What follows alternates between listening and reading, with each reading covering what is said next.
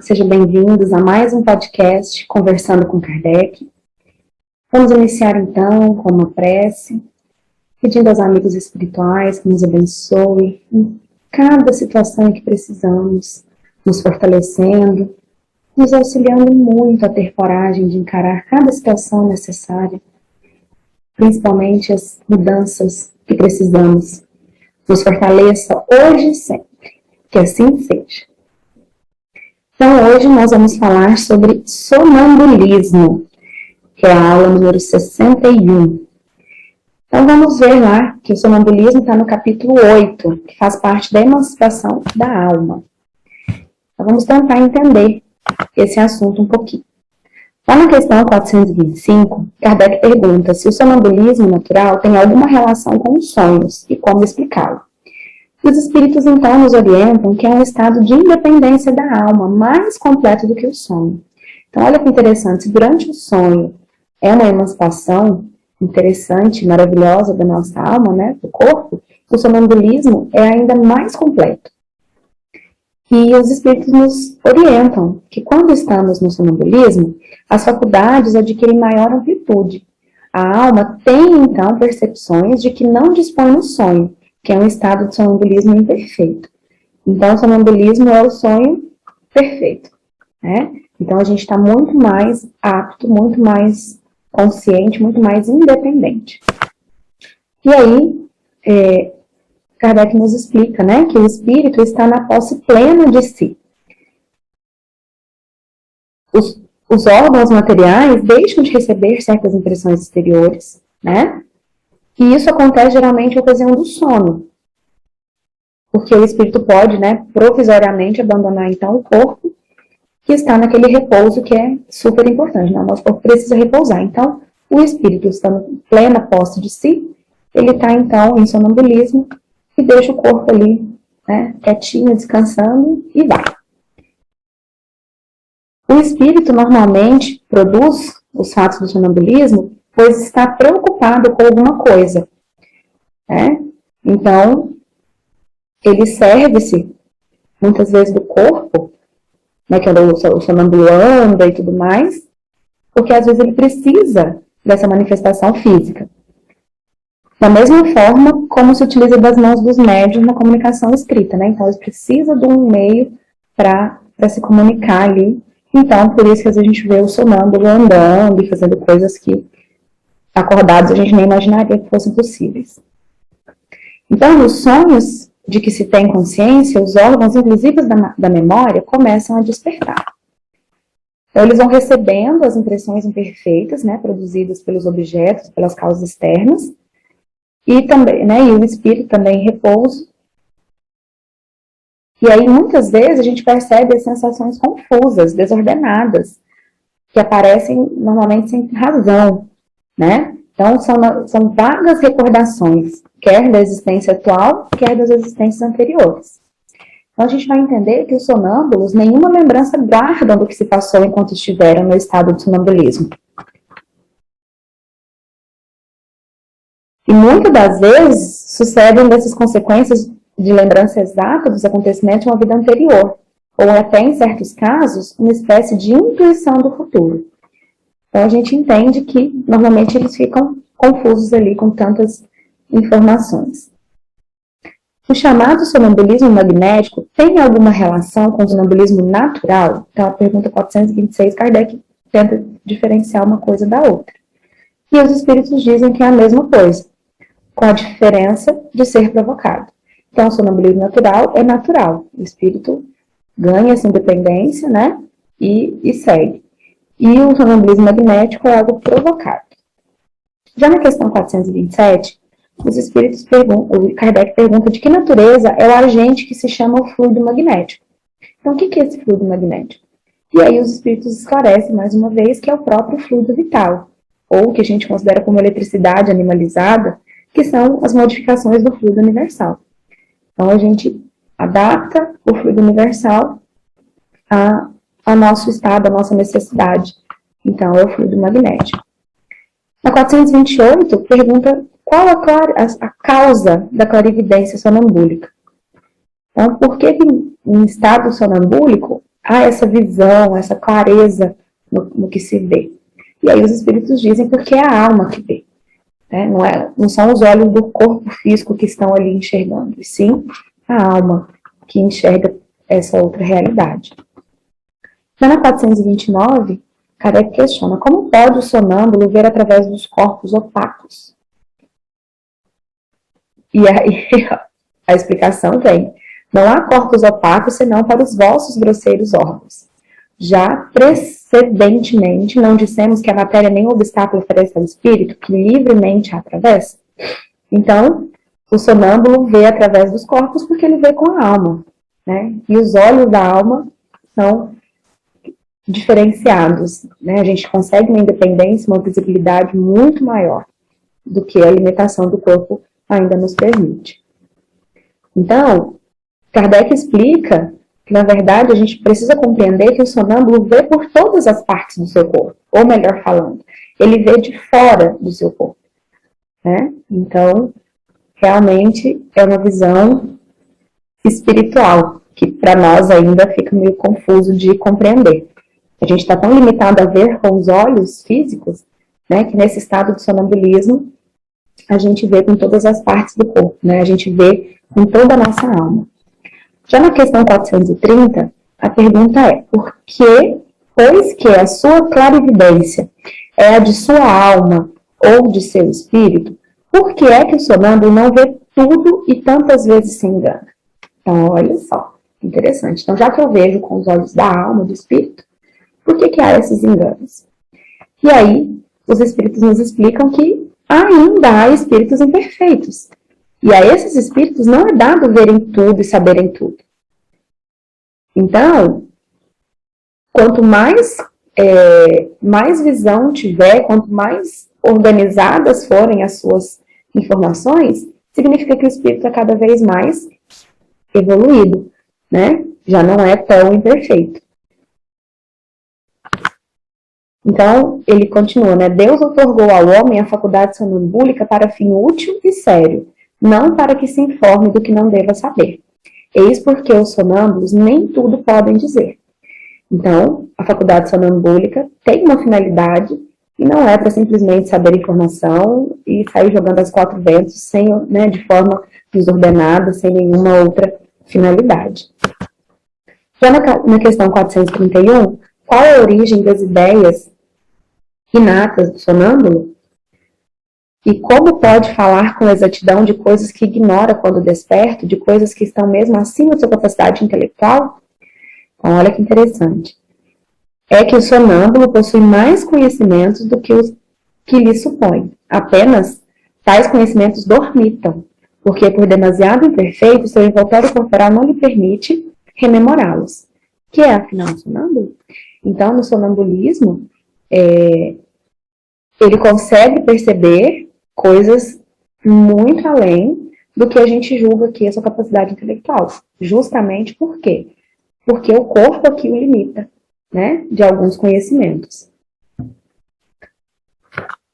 E aí, a explicação, né? Então, o sonâmbulo é um espírito, como nós, que se encontra encarnado na matéria para cumprir a sua missão, despertando dessa letargia quando cai em estado sonambúlico. Já te temos dito repetidamente que renascemos muitas vezes. Essa mudança de condição é que ao sonâmbulo, como a qualquer espírito, ocasiona a perda material do que haja aprendido em precedente existência. Entrando no estado a que chama crise, lembra-se do que sabe, mas sempre de modo incompleto. Então, a gente percebe a necessidade que nós temos, né, de evoluir sempre, encarnado e desencarnado. Porque nessa situação, a gente consegue acionar alguns conhecimentos que estavam ali ainda guardados. Sabe? Mas não poderia dizer de onde lhe vem o que sabe, nem como possui os conhecimentos que revela. Passada a crise, toda recordação se apaga e ele volve à obscuridade. Então, Kardec vem nos explicar que a experiência que os sonâmbulos também recebem comunicações de outros espíritos e que lhes permitem o que deva dizer e suprem a capacidade que denota. Isso se verifica principalmente nas prescrições médicas, O espírito do sonâmbulo vê o mal, outro lhe indica o remédio. Então, às vezes, ele não está ali sozinho. Então, essa dupla ação é, às vezes, patente, se revela, além disso, por essas expressões mais frequentes. Diz-me que diga ou proíbe-me que diga tal coisa. Então, há sempre o perigo de insistir-se por uma revelação negada, porque se dá aso a que intervêm os espíritos levianos, que falam de tudo sem escrúpulos e sem se importarem com a verdade.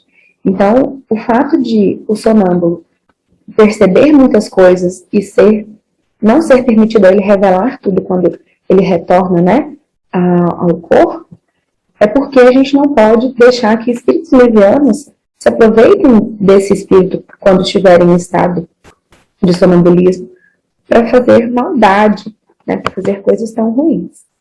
Já na questão 432, Kardec pergunta como se explica a visão à distância em certos sonâmbulos. E aí, novamente, né, a pergunta e a resposta são óbvias. Então, durante o sono, a alma não se transporta? O mesmo se dá no sonambulismo. Então, o sonâmbulo tem, né, ele tem essa habilidade de se transportar. Né, a sua alma, o seu espírito se transporta. Então, na questão 433, a pergunta é assim. O desenvolvimento maior ou menor da clarividência sonambúlica depende da organização física ou só da natureza do espírito encarnado. Então, o fato de eu ter essa visão sonambúlica, essa clarividência, tem a ver com o corpo físico, tem a ver com o espírito? Como que é isso? E aí, os espíritos dizem que de uma e de outra. Então, há disposições físicas que permitem ao espírito desprender-se mais ou menos facilmente da matéria. Então, olha que interessante, né? Algumas questões físicas que nós temos que facilitam esse desprendimento. Já na questão 434, a pergunta é, as faculdades de que goza o sonâmbulo são as que têm o espírito depois da morte? Que interessante. Então, tudo isso que eu demonstro, tanto em estado sonambúlico, são as mesmas faculdades que o espírito vai ter após a morte? E aí, os espíritos explicam que somente até certo ponto, pois cumpre-se atenda a influência da matéria a que ainda se acha ligado. Então, ele está ali tendo certa, né, faculdade, pois ainda está ligado à matéria. E aí, na 435, pode o sonâmbulo ver os outros espíritos? Então, olha que interessante. Se ele percebe tanta coisa, ele vê outros espíritos? E aí, com certeza, a resposta é que a maioria deles os vê muito bem, dependendo do grau da natureza e da lucidez de cada um. Então, de acordo com a minha evolução, com o meu aprendizado, eu vou ver mais ou menos, né? Vou ver bem ou não tão bem. Algumas vezes, porém, não percebem no primeiro momento que estão vendo espíritos e os tomam por seres corpóreos. Então, normalmente ele percebe um ser e ele não entende necessariamente que seja um espírito, né? Isso acontece principalmente aos que, nada conhecendo de espiritismo, ainda não compreendem a essência dos espíritos. O fato os espanta e os faz supor que têm diante da vista seres encarnados. Então, eles conseguem ver, sim, mas muitos deles que não têm certo conhecimento não os distinguem, acham que são seres humanos, né? São seres corpóreos. E aí o mesmo se dá com os que, tendo morrido, ainda se julgam vivos. Então, é a mesma relação. Nenhuma alteração notando ao seu derredor e percebendo que o espírito tem corpos semelhantes aos nossos, tomam a aparência de seus próprios corpos por corpo real. Então, é a mesma coisa. Desencarnei, não percebi que desencarnei, vejo todo mundo e entendo todo mundo como gente, como corpo físico, né? Até que eu perceba que não são. Já na questão 436, a pergunta é, o sonâmbulo que vê a distância, vê do ponto em que se acha o seu corpo ou do em que está sua alma? E aí, os espíritos, às vezes um pouco muito impacientes, né? Por que esta pergunta, uma vez que sabes ser a alma que vê e não o corpo? Então, o sonâmbulo que vê a distância porque o espírito lá está, né? Vê a distância que está o seu espírito, não o corpo. Já na 437, a pergunta é, dado que nos fenômenos sonambúlicos é a alma que se transporta, como pode o sonâmbulo experimentar no corpo as sensações do frio e do calor existentes no lugar onde se acha sua alma, muitas vezes bem distante do seu corpo? Olha que interessante, né? Então, como que eles percebem essas sensações? E aí, esclarecimento bem, que a alma, em tais casos, não deixa inteiramente o corpo conservar-se presa pelos laços que os liga. e que então desempenha o papel de condutor das sensações. Quando duas pessoas se comunicam de uma cidade para outra por meio de eletricidade, esta constitui o laço que lhes liga o pensamento. Daí vem que confabulam como se estivessem ao lado de uma e outra.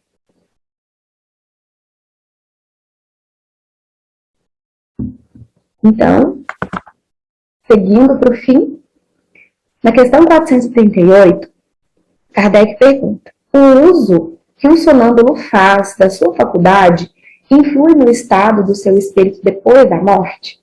Então, no momento em que eu estava, sonambúlico, tudo que eu fiz e vai influenciar após meu desencarne? E aí os espíritos dizem que muito, como bom ou mau uso que o homem faz de todas as faculdades com que Deus os dotou. Então a gente precisa ter em mente que o sonambulismo é um estado mais perfeito do sono, né? Então, enquanto o corpo descansa, que é necessário o corpo descansar, o nosso espírito, a nossa alma vai, né, e tem um desprendimento mais profundo, mais perfeito, e nós vamos poder encontrar outros espíritos, muitas vezes sem identificar que o são. Nós vamos poder nos transportar para muitas distâncias, né? Nós vamos ter sensações. Então, a gente tem que lembrar que nem tudo que a gente pode ver em estado sonambúlico, a gente vai se recordar de forma tão específica, tão objetiva, a quando que retornarmos. Pois que há uma finalidade, né? E para cada situação do sonambulismo, há uma finalidade, então, a se cumprir. Então, nós vamos agora fazer a nossa prece para encerrarmos, agradecendo a Deus e aos bons espíritos por esta lembrança, por este conhecimento, e pedir que, se for dados a nós, cada um de nós, a faculdade do sonambulismo, que possamos, então, fazer isso da melhor maneira, estarmos sempre lembrando de orar e de manter os nossos pensamentos e os nossos estudos sempre em razão e função do nosso aperfeiçoamento. Abençoa, Senhor, a cada um de nós, hoje e sempre. Que assim seja.